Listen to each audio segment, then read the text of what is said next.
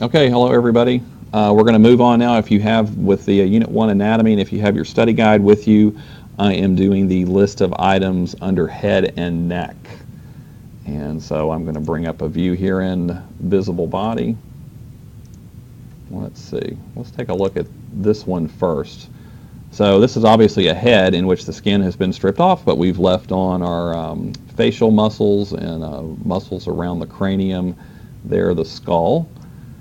And I'm going to rotate the head around over here, and right in there you see that yellowish brown blob there. You got one on the left, move over here on the right, and each of those is a type of salivary gland. All right, so glands are things in the body that secrete, produce substances, and then release them to other areas. So obviously your salivary glands produce or secrete saliva and release that into the inside of your mouth.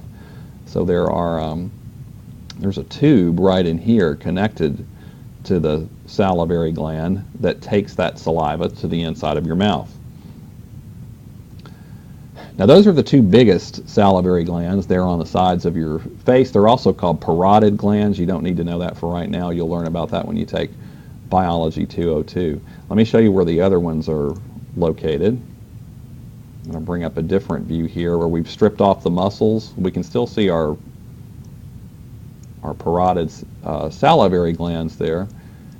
And I'm going to do some dissection here with visible body. As I mentioned to you guys, one of the cool things about visible body is that you can strip things off, which helps reveal where things are located for you. And you can do that as well with the free versions if you're following along with those. Okay, now typically on anatomy models, images, things like that, whenever you see something that's kind of yellowish or brownish and kind of bumpy looking, those are usually representations of glands in the body. So, and here are your other salivary glands. So right there, underneath the tongue, you've got one on that side and one over on that side. And you can see actually visible body is identifying those for us. Those are the salivary, more specifically, they're called your sublingual salivary glands. Lingual should remind you of language, and that's referring to the tongue. Sub means underneath, so these are glands that are underneath the tongue that produce saliva. And I'm going to deselect those, and now I'm going to highlight this one and this one over here. Those are also salivary glands. So we have a total of 6 of them. And those are down deeper, a little bit more inferior and more posterior there, kind of down in here.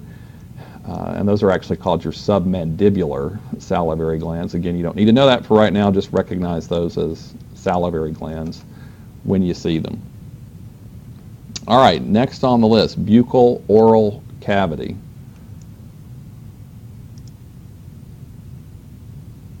I'm going to bring up this view to talk about some of our cavities here.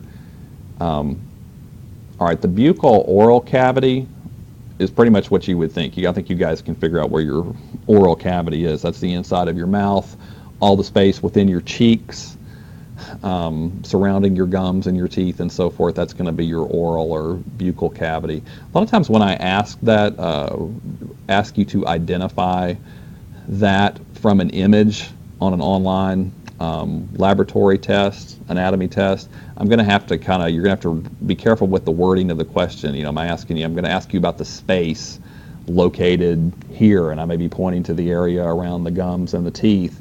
And so you'll know that's the oral cavity or the buccal cavity. Some people say buccal cavity. You may have heard of somebody before undergoing a buccal or a buccal swab, a cotton swab. Sometimes that's done for DNA testing purposes, which are becoming more and more popular. Okay, nasal cavity. Now some of these cavities give people a little bit of a problem. This is a special view inside visible body that's been done to illustrate these different cavities. And so if I kind of click, well, I'm going to have to strip off the skin there. It's supposed to be the skin over on that side. Okay, so this thing that looks like a big gigantic pink bird beak here, that is where your nasal cavity is located. So what they're trying to represent there is the lining of the nasal cavity. So, and then imagine that that pink structure you see there is, has a space on the inside of it. And it is divided up into two sides. You can kind of see there's a split right down the middle there between the left side and the right side. So just imagine that space on the inside there is your nasal cavity. And it goes pretty deep. Look how far back it goes. Sometimes people are surprised to see how far back your nasal cavity goes because you've probably never stuck your finger up that far and gone that deep back into your nasal cavity. But that's where your nasal cavity is located. Didn't mean to hide that. All right, I brought all the skin back on, so I got to strip that off again. Okay, here we go. All right, next on the list, the pharynx. Pharynx is something that seems to give students some problems at times. It's not anything to be scared of. Let's kind of zoom in here. So right there, and right there, and right there. Let me, hang on. Get rid of my skin over here. Right there, and right there. Everything that I just highlighted in blue on this diagram is your pharynx. And I had to click on that 3 times because the pharynx is actually divided up into 3 separate compartments. You don't need to worry about that, or 3 separate sections, I guess would be a better way to say it than compartments. So you don't have to worry about that right now. Just that whole highlighted area there is considered to be the pharynx. And again, the pink stuff you're seeing here on this diagram is representing the covering, the lining or the covering of the pharynx. And so it's the space on the inside that really is the pharynx itself. All right, where is your pharynx? Behind your tongue, the back of your throat, where water, things that you're drinking and eating, where they go right before you swallow them, that's your pharynx. When you get a sore throat, you have inflammation of the pharynx. So when you swallow and you feel all that pain that you're feeling is in the pharynx. Also, the connection between your nasal cavity and the back of your throat is also part of the pharynx. So if anybody's ever made you laugh while you're drinking something and water or whatever, milk, Coke came out of your nose, that's because it traveled from back here up through that section of the pharynx into your nasal cavity and then out your nasal openings there. And then also this lower part, so imagine, when you're breathing in air, you're swallowing foods and beverages. There's a dividing point there where air is going to head this way and your foods and your beverages are going to go that way down the esophagus toward your stomach. And so that most inferior section of the pharynx there is the last place where those things have in common before one goes one way and the other one will wind up going in the other direction there. All right, so that's pharynx, and it is pharynx, it's not pharynx, so be careful about your spelling and pronunciation with that.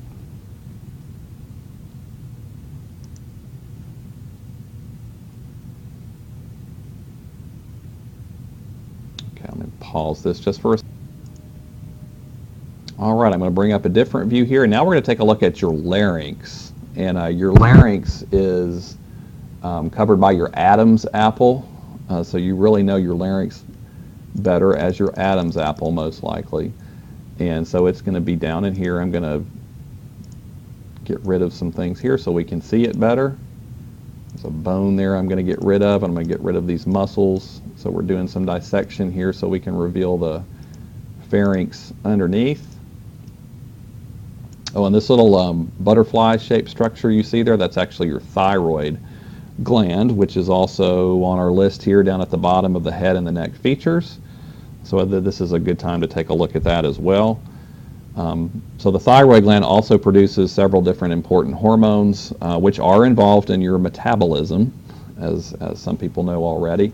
And it is anterior to your windpipe or your trachea, and it's sitting just below your Adam's apple there.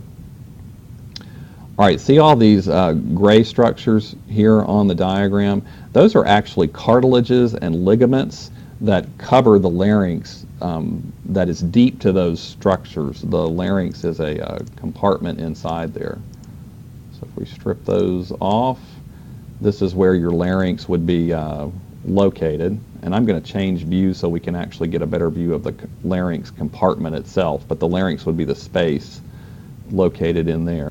Okay, I brought this guy back up again so we can actually see the larynx itself a little bit better, so I'm going to have to, that's kind of scary, I'm going to have to strip off his skin here. All right, so as I was pointing out, right in there, that is the gray structures you see there are cartilages and ligaments that are covering the larynx underneath. And so let's go ahead and get rid of those. All right, let me rotate this guy around this way so we can kind of get a side view. So right in there, that little blue area I've highlighted, that is the larynx. And then as I mentioned earlier, above that, that is actually, this area is actually part of the pharynx itself. Now up in here would be the part of the pharynx at the back of your throat. So your dividing line is right in there. And you have a little flap there that closes when you're swallowing foods and water. So that's food and water, food and beverages. That's called the epiglottis, which covers the top of the larynx, and that prevents food and water from heading this way down into your trachea or windpipe, although we all know every once in a while that happens, unfortunately. This tube back here, guess what that is? That thinner, more flexible tube, that is your esophagus. So that's the tube that food and beverages travel down toward the stomach. All right, what else do we have here on our list? We've done the thyroid. We got right and left otic cavities, right and left orbital cavities. So let me change views again.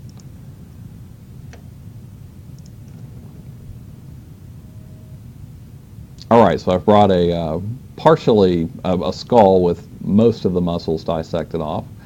Kind of looks kind of freaky, kind of looks like an alien. All right, your orbital cavities are these cavities where your eyeballs are located. Those are actually called your orbital cavities, and that term will come up again. And then your otic cavities over in here, these spaces, the cavities on the inside of your ears there, those are your otic cavities. You may have heard of an otolaryngologist before. You know, those are doctors who deal with problems, you know, from the ears all the way down in toward the larynx, that part of the body. That's where they get that name from. So otic, you know, that might be a new term for you, and orbital may be a new term for you as well, but that's where those are located. All right, that's going to finish up this particular video clip. On the next one, we're going to move into the ventral cavity, and we'll talk about the structures you need to know in the thoracic portion of the ventral cavity.